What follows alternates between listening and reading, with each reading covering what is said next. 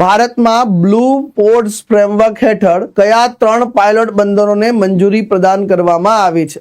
વણાકબારા, કરાઈકલ અને જખૌ. ભારત અને FAO એટલે ફૂડ એન્ડ એગ્રીકલ્ચર ઓર્ગેનાઇઝેશન આ બંને ભેગા થઈને જે છે બ્લુ પોર્ટ્સ એટલે કે એવો પોર્ટ્સ જે પર્યાવરણને જે છે અનુકૂળ હોય, એવા બંદરો જે પર્યાવરણને અનુકૂળ હોય, સાથે સાથે જે છે ટેકનોલોજીનો પણ ઉપયોગ કરવામાં આવે. એટલે પર્યાવરણને અનુકૂળ અને સાથે સાથે ટેકનોલોજીનો પણ ઉપયોગ કરવામાં આવે તો એવા પોર્ટને જે છે આપણે શું કહીએ છીએ? બ્લુ પોર્ટ તરીકે જે છે ઓળખીએ છીએ. તો આપણે ત્યાં આવા બ્લુ પોર્ટ બનાવવા માટે પાયલોટ પ્રોજેક્ટ તરીકે વાણકબારા, કરાઈકલ અને જખૌ અથવા જખૌ બંદરની પસંદગી કરવામાં આવી છે.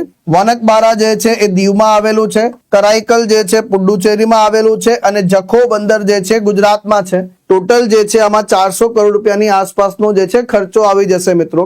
આ માછીમારી બંદરો પર જે છે કાર્યક્ષમતા વધારવા માટે 5G ટેકનોલોજી છે, આર્ટિફિશિયલ ઇન્ટેલિજન્સ છે, ઓટોમેશન જેવી પદ્ધતિ, અદ્યતન ટેકનોલોજી વગેરેનો જે છે આમાં ખાસ કરીને જે છે પ્રયોગ કરવામાં આવશે અને આ બંદરને આધુનિક તો બનાવવામાં આવશે જ, પરંતુ સાથે સાથે જે છે એમને પર્યાવરણને અનુકૂળ પણ જે છે તૈયાર કરવામાં આવશે. તો આ આખી પ્રોસેસ જે છે આની અંતર્ગત જે છે ચાલશે.